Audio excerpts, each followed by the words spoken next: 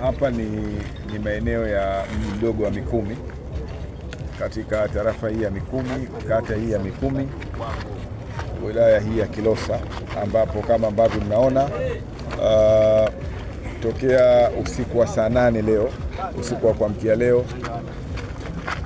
tulipata kadhia hii ya kubomoka kwa barabara hii kuu ambayo ndio inatumika kwa 100% kwa ajili ya shughuli za usafiri na usafirishaji.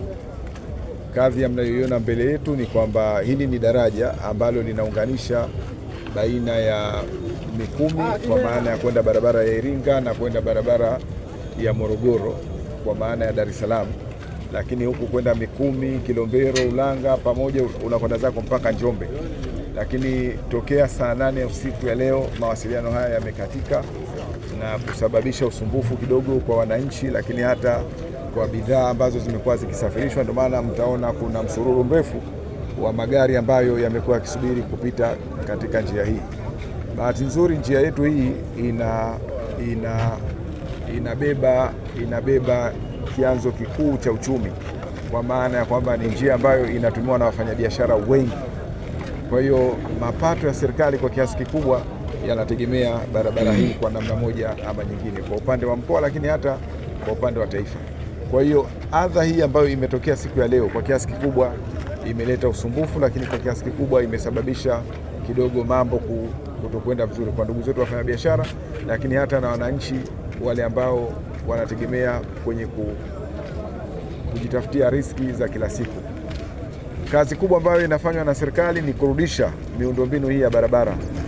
Ukiachilia daraja hili moja, lakini barabara hii ina madaraja makubwa 4. Yote hali sio nzuri. Tumetoka kufanya ukaguzi madaraja yote, hali sio nzuri.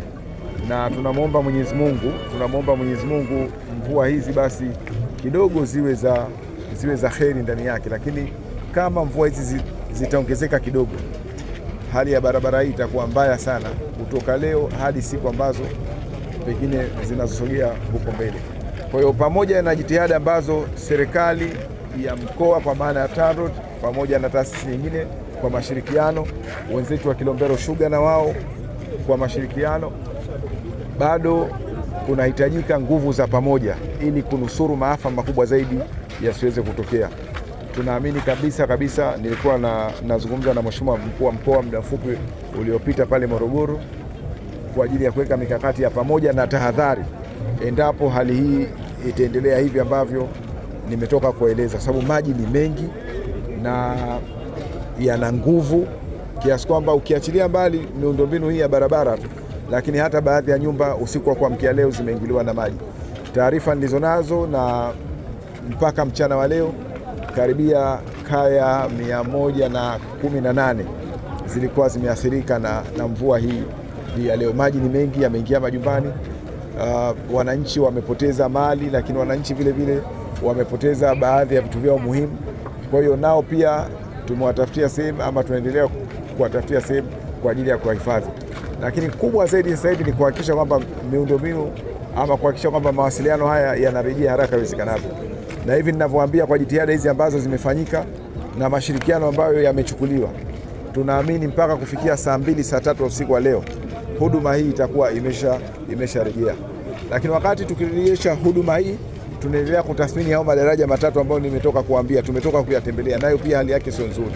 Kwa hiyo tukitoka hapa tutahamia huko kwingine, lakini wakati huo tutaomba msaada kupitia ngazi ya taifa kwa maana ya Wizara ya Ujenzi, sababu ukiangalia wenzetu hawa sasa kwa ngazi ya mkoa ni wazi wanahitaji msaada. Kwa hiyo nadhani kupitia kwa Mheshimiwa Mkuu wa Mkoa anajiandaa kufanya mawasiliano na wenzetu wa mkoa ili kusudi kuongeza nguvu kunusuru hiki ambako pengine kikitokezea kitakuwa na athari zaidi.